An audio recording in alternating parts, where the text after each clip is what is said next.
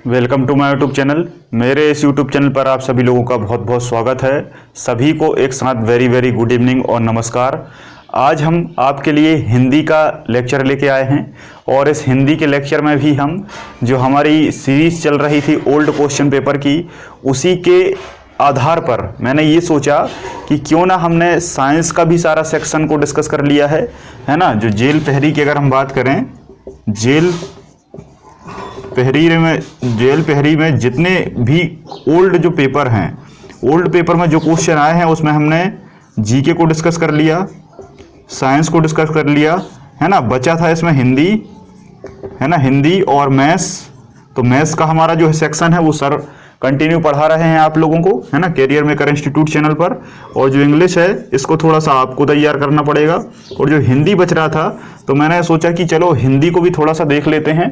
तो आपका जीके भी कवर हो गया, साइंस की भी कवर हो गया, हिंदी आज मैं समझा दूंगा, मैथ्स सर पढ़ा रहे हैं, और इंग्लिश आपको स्वयं से कर लेना है या फिर कोई भी आप और दूसरा चैनल सर्च कर लेंगे तो वहां आपको ये मिल जाएगा। ठीक है, तो हिंदी और मैथ्स काफ़ी ठीक कहूँगा, ये कहूँगा कि एक सामान्य लेवल का पूछा जा रहा है ना। हिंदी अगर आप देखेंगे तो जो आम व्यक्ति है जिसने हिंदी कभी पढ़ी भी नहीं है ना, कभी नहीं पढ़ी का मतलब ये है कि क्लास में पढ़ी है, बाकी कंपटीशन लेवल पर नहीं पढ़ी, तो वो भी लगभग 10-12 क्वेश्चन आराम से कर सकता है, क्योंकि बहुत ही सिंपल क्वेश्चन आ रहे हैं। और अगर आप लोगों ने थोड़ा बहुत भी पढ़ा है तो 15 के ऊपर भी क्वेश्चन आप सही कर सकते हैं। और मैं तो ये कहूँगा कि सारे क्वेश्चन बहुत ईजी हैं। जिसने अगर 12th लेवल तक को भी हिंदी को थोड़ा बहुत अच्छे से पढ़ा है, एग्जाम टाइम के समय भी पढ़ा है, तो आप बहुत अच्छे से कर ले जाएंगे। मैथ्स के भी बहुत इजी क्वेश्चन है, ज़्यादा लेंदी क्वेश्चन नहीं है। अगर आप किसी न किसी एग्जाम की तैयारी करते हैं तो निश्चित तौर पर इस जेल पहरी के क्वेश्चन आपसे बन जाएंगे। ठीक है, जीके और साइंस हम डिस्कस कर ही चुके हैं। अब हम नेक्स्ट लेक्चर से एमपी जीके या फिर साइंस को स्टार्ट करने वाले हैं, जिसमें मैंने आपसे पूछा था कि आप सभी लोग कमेंट सेक्शन में कमेंट करके बताएंगे कि जीएस को पढ़ाया जाए कि साइंस को पढ़ाया जाए। तो इसका आउटपुट अभी मुझे नहीं मिला है, तो आप इसका आउटपुट जरूर दें, कमेंट में दें, नहीं तो हमारे व्हाट्सएप ग्रुप को ज्वाइन कर लें।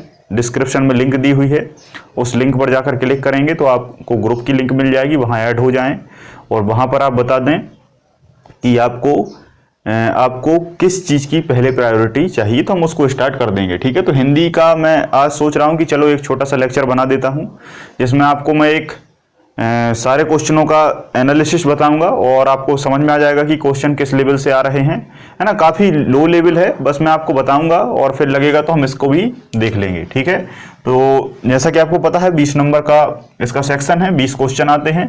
तो इसमें जो पहला क्वेश्चन आया था कि नी उपसर्ग से बना शब्द निम्न में से कौन सा है।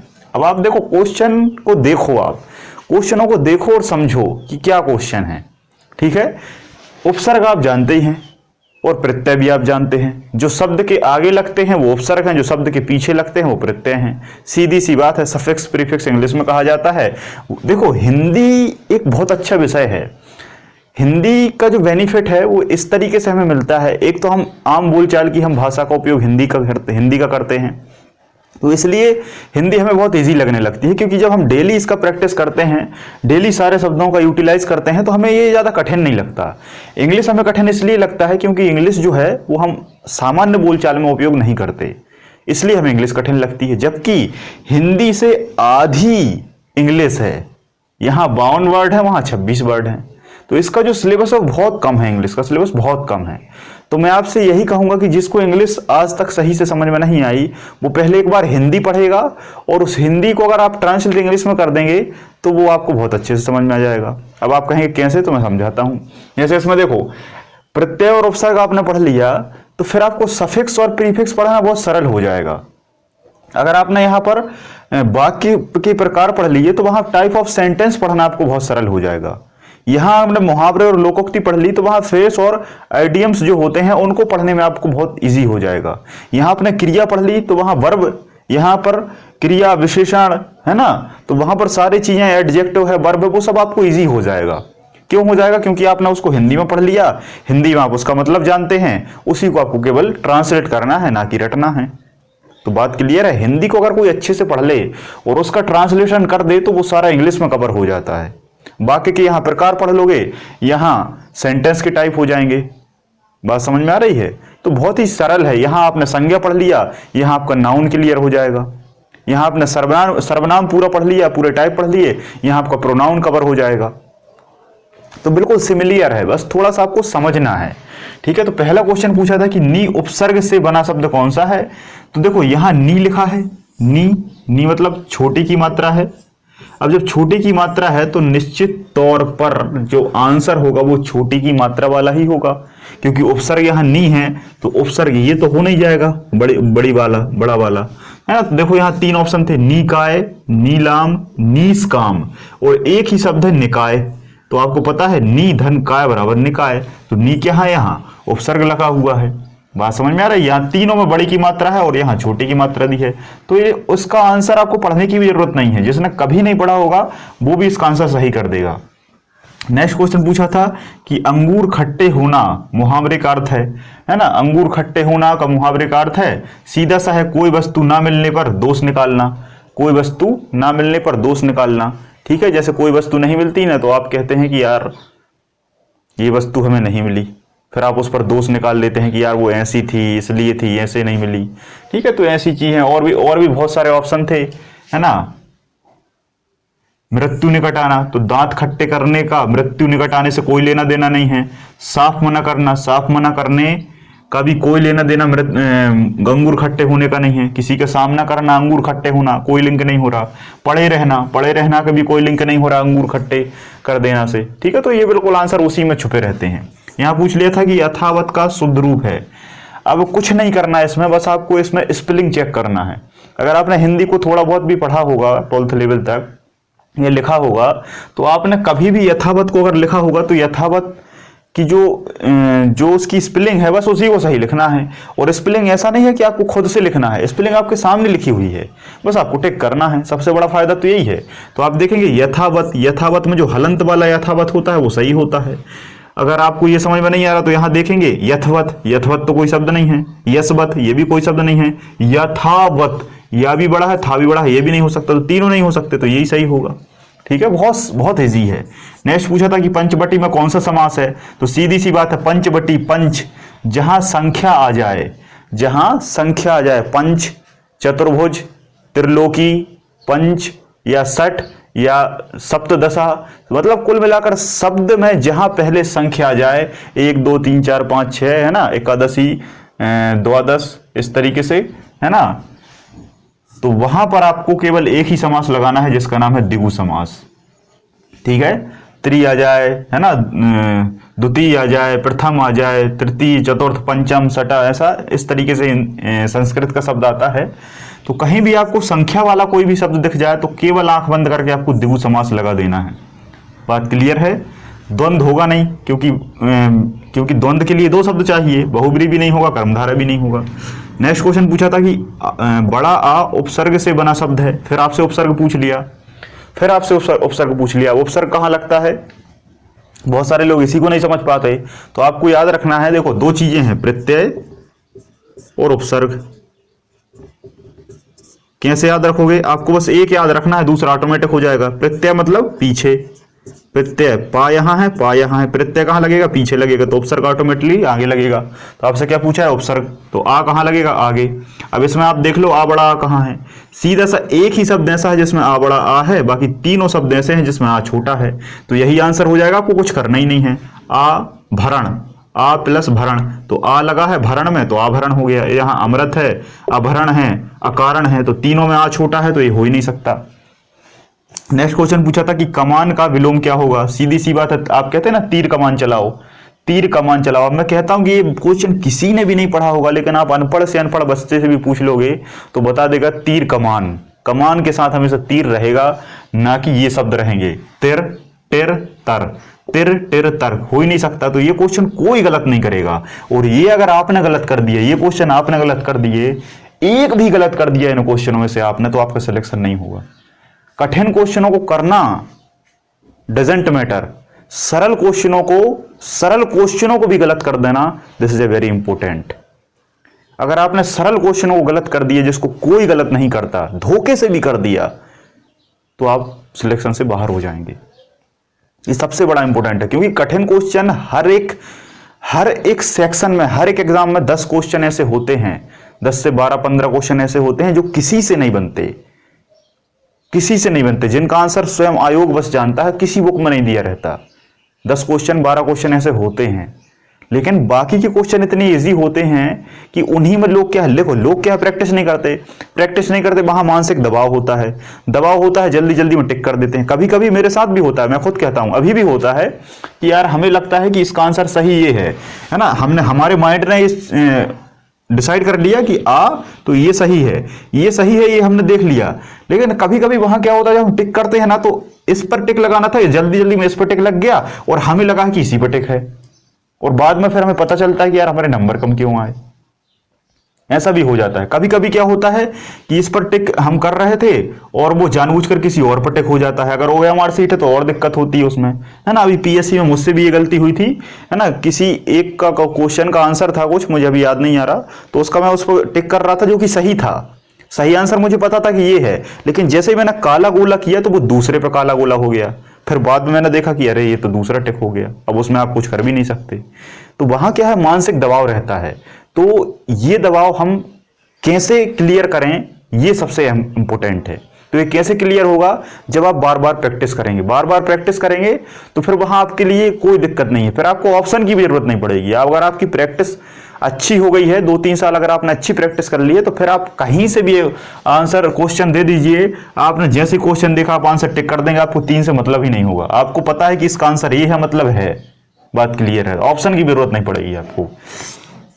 नेक्स्ट क्वेश्चन पूछा था कि कमान का विलोम है तो तीर हो जाएगा, कोई बात ही नहीं है। नेक्स्ट क्वेश्चन, त्रिफला में समास है, फिर तिरा आ गया, तिरा, तिरा मतलब 3, तो 3 मतलब संख्या, संख्या जहां आ गई वहां समास एक ही होता है, द्विगु समास, द्वंद्व बहुव्रीहि कर्मधारय तत्पुरुष से आपको कोई लेना देना नहीं है। फिर नेक्स्ट क्वेश्चन पूछा था कि भक्ति रस का स्थायी भाव क्या है। भक्ति रस का स्थायी भाव क्या होता है, इसका स्थायी भाव ऐसे होता है रति, क्योंकि भक्ति जो है वो श्रृंगार को ही दर्शाता है।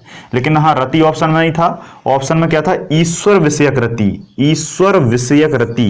तो इतना बड़ा स्थायी भाव देखकर बहुत सारे लोग कंफ्यूज हो गए, बाकी था रति ही, ईश्वर विषयक रति लिखा था इसलिए। और असली मेन बात यह है कि भक्ति रस जो है ये 9 रसों के बाद का रस है। भक्ति रस और वात्सल्य रस ऐसे हैं जो 9 रस के बाद हैं। आमतौर पर लोग 9 रस पढ़ लेते हैं और 9 रस के स्थायी भाव पढ़ लेते हैं, और उन्हें इन चीजों की वास्तविक बात पता नहीं चल पाती।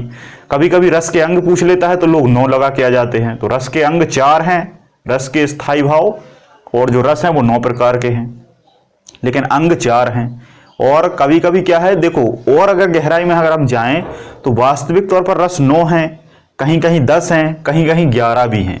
ठीक है, तो ये 2 रस और कौन कौन से हैं, भक्ति वात्सल्य से और भी रस हैं, लेकिन ये अलग अलग हिंदी साहित्यकारों के आधार पर हैं। पूछा जाता है ना सीधा सीधा कि सूरदास के आधार पर कितने रस हैं, ठीक है, हमारे कबीरदास के आधार पर कितने रस हैं। तो ऐसे अलग अलग विद्वान हैं, उनके आधार पर रसों की संख्या भी अलग अलग है। 9, 8 भी मिलेगी आपको, कहीं कहीं 10 मिलेगी, कहीं कहीं 11 भी मिलेगी। तो ये सब संख्या मैं आपको पढ़ाऊंगा, ठीक है। तो भक्ति रस का स्थायी भाव क्या है, ईश्वर विषयक रति, ठीक है। नेक्स्ट, संकल्प का संधि विच्छेद क्या होगा। संकल्प का संधि विच्छेद क्या होगा। संधि विच्छेद करना थोड़ा सा कठिन होता है, ये आपको सीखना पड़ेगा, ठीक है। जब आप संधि विच्छेद कर पाएंगे, संधि विच्छेद कर पाएंगे, तभी आप संधि निकाल पाएंगे। संधि विच्छेद करना एक बहुत बड़ी कला होती है। मैं ये मानता हूं कि हिंदी साहित्य में सबसे कठिन अगर कोई चैप्टर है तो वो संधि है। संधि अगर आपने अच्छे से पढ़ लिया तो फिर आपको कहीं कोई फंसा नहीं सकता। संकल्प जो है, इसका जब संधि विच्छेद करते हैं तो संक धन लप नहीं होता, ये सा और का है ना, ये सम हो जाता है। जहां भी ऊपर बिंदु है ना, किसी भी शब्द के ऊपर अगर बिंदु है तो वो बिंदु सम में कन्वर्ट हो जाएगा। सा के ऊपर बिंदु है तो वो सम में हो जाएगा, का के ऊपर बिंदु है तो वो कम में हो जाएगा, और हलंत लग जाएगा। क्या लग जाएगा, हलंत। तो संकल्प जो है वो ऐसा हो जाएगा, सम धन कल्प, सम धन कल्प, और ये आधा माँ जो है वो बिंदु के रूप में कन्वर्ट हो जाता है, ठीक है। ये संधि का नियम है। तो सम धन कल्प इसका सही होगा, सम धन कल्प। अब कहीं कहीं ये देखो, ये सा सीधा लिखा है, लोग इस पर टिक कर देते हैं। कहीं कहीं ये भी सम है लेकिन यहाँ कल्प लिखा है, कल्प, तो कुछ लोग ये लगा देते हैं। कहीं कहीं सम धन कल्प लिखा है तो ये भी लगा देते हैं। तो आपको याद रखना है, जब भी संधि विच्छेद होगा उसमें हलंत लग जाता है। क्या लग जाता है, हलंत लग जाता है। और ये आधा माँ कौन बनता है, बिंदु बनता है। और जब इसको ऐड करते हैं तो ये आधा माँ फिर कन्वर्ट होकर बिंदु में कन्वर्ट हो जाता है और संकल्प लिखा जाता है। इसके बहुत सारे नियम हैं, है ना। स्वर संधि है, व्यंजन संधि है ना, आपका विसर्ग संधि है, उनके अंदर भी बहुत सारे हैं, गुण संधि, यदि अयादि संधि, है ना, उन सभी को मैं आपको पढ़ाऊंगा। नेक्स्ट पूछा था कि किंकर का संधि विच्छेद क्या होगा, फिर किंग आ गया, ऊपर बिंदु है तो फिर क्या हो जाएगा, किम, किम धनकर, किम धनकर, याद रखना। लेकिन किम में हमेशा हलंत होना चाहिए। एक ऐसा ऑप्शन होगा जिसमें हलंत नहीं होगा और जल्दी जल्दी में आप वो लगाने की कोशिश करेंगे या टिक हो भी जाता है, मुझसे भी हुआ है कई बार, तो आप याद रखेंगे किम धनकर, आधा हलंत होना जरूरी है। अब 3 ऑप्शन ऐसे हैं, किम धनकर हो ही नहीं सकता, किम धनकर हो ही नहीं सकता, किम धनकर हो ही नहीं सकता, क्योंकि वहां है ही नहीं ये शब्द। नेक्स्ट क्वेश्चन पूछा था लक्षण का शुद्ध रूप है, लक्षण का शुद्ध रूप है। अब शुद्ध रूप पूछा है, शुद्ध का मतलब इसे हम सही कैसे लिखेंगे, तो लक्षण तो कुछ होता नहीं है, लक्षण होता है ना। लक्षण वैसे तो लक्षण थोड़ा सा हिंदी भाषा से अलग है, इसका सही होता है लक्षण, लक्षण, लेकिन लक्षण ऑप्शन में नहीं है, लक्षण है, लक्षण है, लाछन है, लाछान है ना, तो लक्षण होगा, कोई बात नहीं है। कैरेक्टर थोड़ा बुंदेलखंडी वाला शब्द है ये। जो बाद में अधिकारी बने उसके लिए एक शब्द, सीधा सिंपल, जो बाद में अधिकारी बने उसके लिए एक शब्द, उत्तराधिकारी। क्या होगा, उत्तराधिकारी। ये तो सब जानते हैं, लेकिन हिंदी साहित्य में क्या कर रहे हैं आजकल कि जो सही आंसर होता है ना उसी के 4 आंसर बना देते हैं। अब यहां देखो, उत्तराधिकारी, उत्तराधिकारी, उत्तराधिकारी, उत्तराधिकारी, 4 ऑप्शन में उत्तराधिकारी लिख दिया, मतलब लिखा थोड़ा सा अलग है। अब यहां पर आपकी 2 चीजों की परख हो गई। एक क्वेश्चन में उन्होंने 2 क्वेश्चन छिपा दिए, कैसे मैं बताता हूं। एक पूछा उन्होंने कि जो बाद में बना अधिकारी क्या कहलाएगा, तो एक तो आपको ये पता होना चाहिए। दूसरा, फिर जब यहां 4 ऑप्शन दे दिए तो वो आपको क्या जांच रहे हैं कि आपको स्पेलिंग आती है कि नहीं, मतलब यहां शुद्ध वर्तनी का भी क्वेश्चन ऐड हो गया 4 ऑप्शन में, लेकिन आपको पता भी नहीं चला, एक में 2 क्वेश्चन। इस तरीके से वो 20 क्वेश्चनों से 30-35 क्वेश्चन भी बना देते हैं, लेकिन आपको पता नहीं चल पाता, और यही हम गलती कर जाते हैं। ये चीजें बुकों में नहीं दी होती, ये चीजें बुकों में बिल्कुल नहीं दी होती, बुकों में केवल टॉपिक होता है, बुकों में केवल टॉपिक होता है। इसलिए मैं आपको सारे क्वेश्चनों को समझा रहा हूं ताकि आपको फॉर्मेट पता चले कि किस तरीके से क्वेश्चन आता है और आपको उनसे कैसे डील करना है, क्योंकि चैप्टर पढ़ना और क्वेश्चनों को डील करना दोनों में जमीन आसमान का अंतर है। क्वेश्चन वहां 20 होंगे, लेकिन उनके अंदर ऐसी बहुत सारी चीजें होती हैं जो आपको फंसा देती हैं, जो बुकों में आमतौर पर नहीं देती हैं। आप यही बताइए कि ऑप्शन कहीं दिया होगा उत्तराधिकारी 4 इस तरीके से, या फिर ईश्वर विषयक रति, ईश्वर विषयक रति कहीं नहीं लिखा, लेकिन ये आपको समझना पड़ेगा। तो यहां वो आपकी स्पेलिंग भी चेक करता है, आपका माइंड भी चेक करता है, आपने कितना पढ़ा है, आपको शब्दों का नॉलेज है कि नहीं, बहुत सारी चीजें। तो यहां पर उत्तराधिकारी सही होगा, क्योंकि इसकी स्पेलिंग सही है, ये तीनों स्पेलिंग गलत हैं, क्योंकि यहां पर उतर लिखा है, यहां पर उतरा लिखा है, यहां पर उतारा लिखा है, तो 3 गलत हो जाएंगे। आपको एलिमिनेट करना आना चाहिए। अगर आपको एलिमिनेट करते आता है तो अगर आपको सही आंसर भी नहीं पता ना तो भी आप सही कर ले जाएंगे। कैसे, मैं आपको बताता हूं। जैसे आपको पता है कि उत्तराधिकारी होता है, अब उतारा भी नहीं हो सकता, उतरा भी नहीं हो सकता, उतर भी नहीं हो सकता, उतर भी कोई शब्द नहीं होता है, तो सीधा सवाल यही होगा। ठीक है, तो एलिमिनेट करना सीखिए। नेक्स्ट क्वेश्चन पूछा था कि जिसने ऋण उतार दिया हो उसके लिए एक शब्द क्या होगा, जिसने ऋण उतार दिया हो। देखो, जो ऋण लेता है वो ऋणी कहलाता है, तो जिसने ऋण उतार दिया है उसके लिए क्या होगा, ऊ ऋण। क्या होगा, ऊ ऋण। ये तो आपको याद करना पड़ेगा। जो ऋण लेता है वो ऋणी कहलाता है, जो ऋण उतार देता है वो ऊ ऋणी कहलाता है। एक बात याद रखना, ऊ ऋण, ऊ ऋणी नहीं, ऊ ऋण, ऊ ऋणी नहीं, याद रखना। तो यहां ऊ ऋण, अनऋण, उऋणी और ऋणी 4 ऑप्शन में है, तो ऊ ऋणी नहीं आएगा, ऊ ऋण आएगा। नेक्स्ट, कामदेव के लिए सही पर्यायवाची।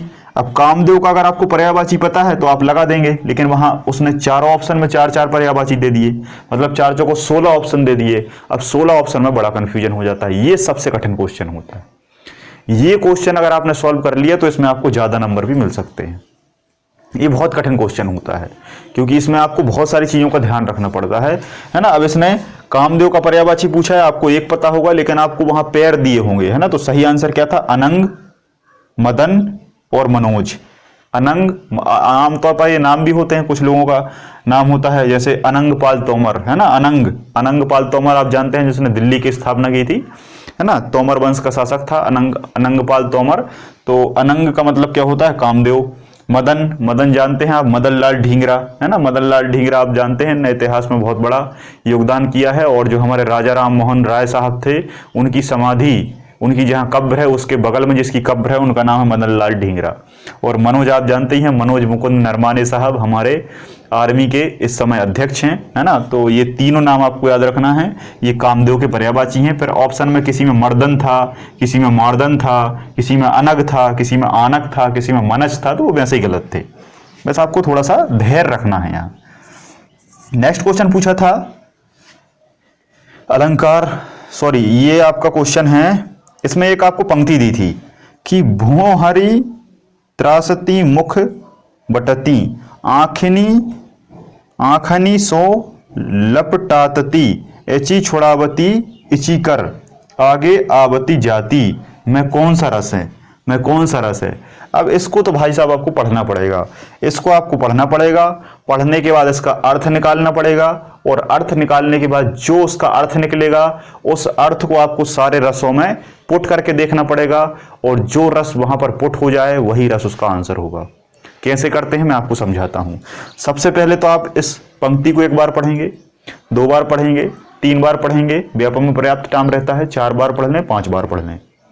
बार बार पढ़ने से क्वेश्चन खुद ब खुद आंसर देने लगता है।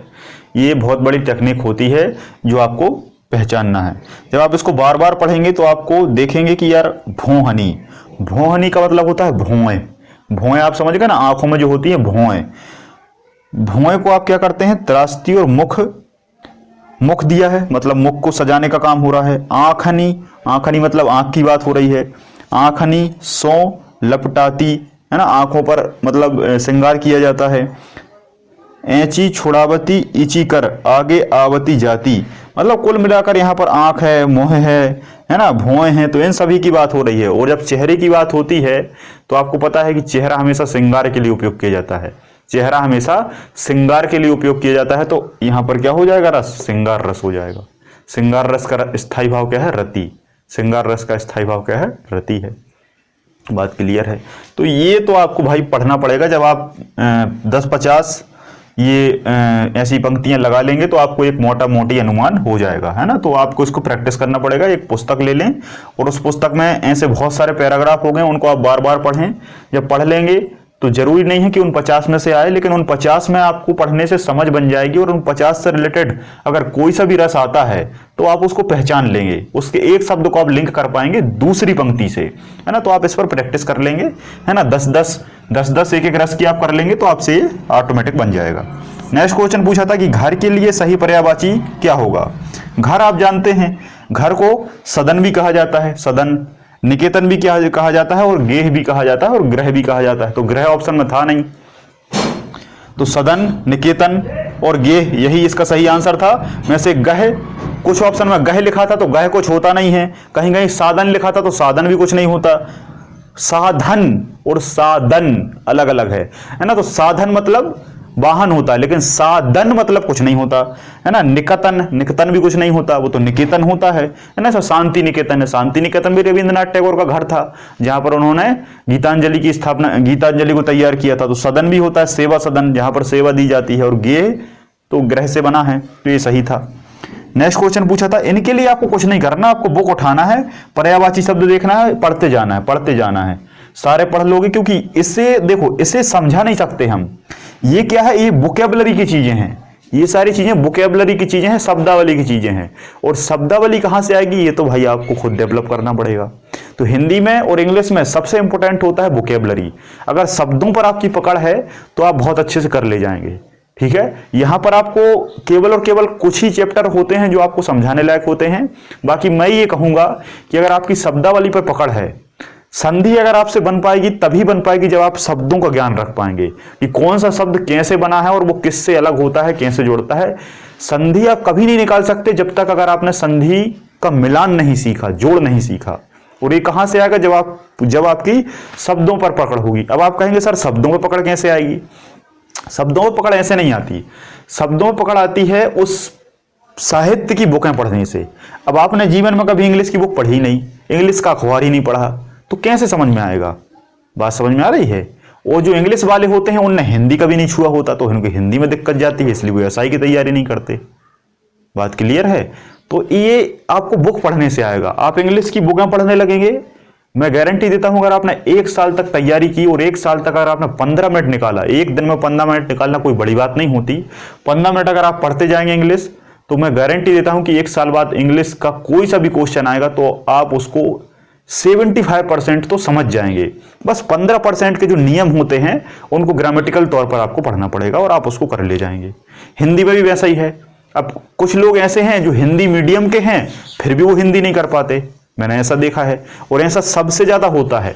इंग्लिश मीडियम वाले 90% ऐसे बंदे होते हैं जो इंग्लिश मीडियम से हैं और इंग्लिश मीडियम को कर लेते हैं क्योंकि वो ऐसे माहौल से पढ़े होते हैं। लेकिन हिंदी मीडियम के 90% बच्चे ऐसे होते हैं जो स्वयं हिंदी मीडियम से हैं फिर भी उनसे हिंदी नहीं बनती। बात क्लियर है? क्यों नहीं बनती? क्योंकि वो कभी पढ़ते ही नहीं है। वो ये समझते हैं कि अरे हिंदी है, हिंदी तो हम कर लेंगे, और हिंदी वो ये नहीं समझते कि इंग्लिश का बाप है क्योंकि डबल है। बात क्लियर है? तो समझिए, आप हिंदी की बुक आप जब डेली पढ़ेंगे, डेली भी हिंदी की बुक पढ़िए कोई सी भी, तो जब आप हिंदी की बुकें पढ़ेंगे तो बहुत सारा डाटा मिलेगा, डाटा मिलेगा तो उनमें शब्द मिलेगी, जब शब्द मिलेंगे तो शब्द की पकड़ बनेगी, और फिर शब्द जब बुकेब आपकी तैयार हो जाएगी तो फिर आप एक बार नियमों पर नजर मारेंगे, है ना, तो सब क्लियर हो जाएगा। नेक्स्ट क्वेश्चन पूछा था कि अंत प्रत्यय से बना शब्द, वही आ गया अंत प्रत्यय मतलब पीछे लगेगा।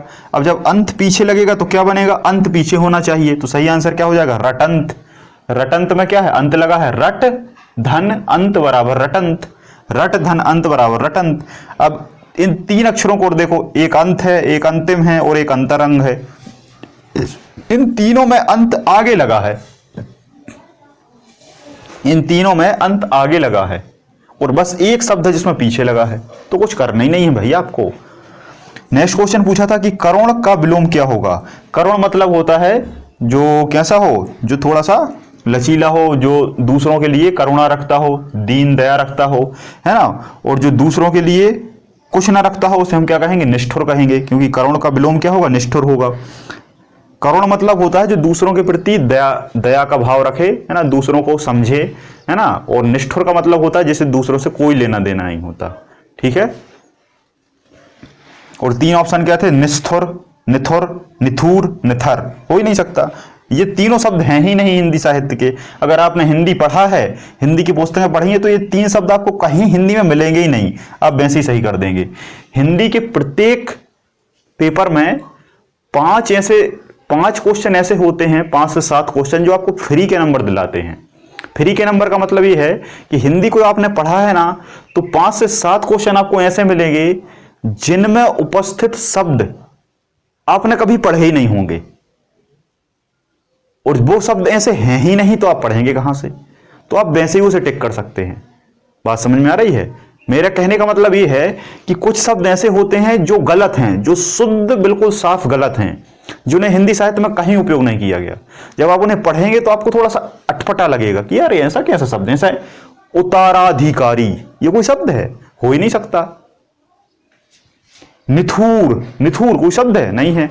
निकतन कोई शब्द है? कोई शब्द नहीं है। बात समझ में? साधन, देखो साधन शब्द है लेकिन साधन कोई शब्द नहीं है, निकतन कोई शब्द नहीं है, निथुर कोई शब्द नहीं है, निष्ठर कोई शब्द नहीं है, निष्ठुर है। ठीक है, तो अलग समझ में आता है अगर आपने पढ़ा है तो। नेक्स्ट क्वेश्चन था, ये आपका अलंकार वाला क्वेश्चन है, अलंकार। ठीक है, इस करुणा कलिद हृदय में क्यों विफल रागिनी बाजती। अब यहां पर आपको देखना है, सबसे पहले आप यहां पर क्या लगाएंगे? इसको पढ़ेंगे, पढ़ने के बाद आप इसमें नियम लगाएंगे। अब नियम आप तभी लगा पाएंगे जब आपने अलंकार को पढ़ा है। आपने देखा होगा कि अगर एक वर्ण की बार बार आवृत्ति हो, एक वर्ण की बार बार आवृत्ति हो, तो वहां अनुप्रास अलंकार होता है। वर्ण याद रखना, शब्द नहीं। यहां भी का है करुणा में, कालिद में भी का है। जब 2 बार का आ गया तो आपको पता है कि एक ही अलंकार होगा, अनुप्रास अलंकार। ये आ गया अनुप्रास अलंकार। बात समझ में आ रही है? श्लेष वहां होता है, श्लेष का मतलब होता है चिपकना, जहां एक ही शब्द हो और वहां 2 अर्थ निकले। जैसे कनक लिखा रहता है, कनक कनक के कनक जय, तो कनक मतलब क्या है? कनक मतलब सोना भी होता है और कनक मतलब आटा भी होता है। जैसे कर, कर, कर मतलब क्या है? कर मतलब हाथ भी होता है और कर मतलब टैक्स भी होता है। लिखा सेम जाता है, कर को आप सेम लिखेंगे कर, लेकिन एक कर का मतलब टैक्स होगा और एक कर का मतलब हाथ होगा। बात समझ में आ रही है? तो बिल्कुल सेम नाम होते हैं लेकिन अर्थ उनके कुछ अलग निकल जाते हैं, तो वहां श्लेष हो जाता है। ठीक है, तो ऐसे कुछ नियम है। यहां पर फिर एक क्वेश्चन है, दातवी दोपहरी धाम की छाहो चाहती छाओ में अलंकार कौन सा है? फिर आप देखेंगे